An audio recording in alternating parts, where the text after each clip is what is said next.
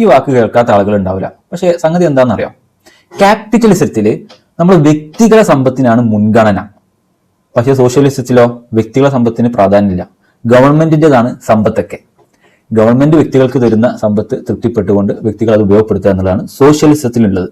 പക്ഷേ ഇസ്ലാമിക് എക്കണോമിക്സിന്റെ കാഴ്ചപ്പാടിൽ രണ്ടിനും പ്രാധാന്യമുണ്ട്, വ്യക്തികളുടെ സമ്പത്തിനും പൊതുസമ്പത്തിനും. പക്ഷേ പൊതു താല്പര്യം വ്യക്തി താല്പര്യത്തിന് എതിരെ നിൽക്കുന്ന സമയത്ത് അവിടെ പൊതു താല്പര്യത്തിനായിരിക്കും മുൻഗണന. പക്ഷേ ഒരിക്കലും വ്യക്തി താല്പര്യത്തെ ഇല്ലായ്മ ചെയ്യുന്നുമില്ല. നമുക്കൊരു ഉദാഹരണത്തിലൂടെ കാര്യങ്ങൾ മനസ്സിലാക്കിയാലോ.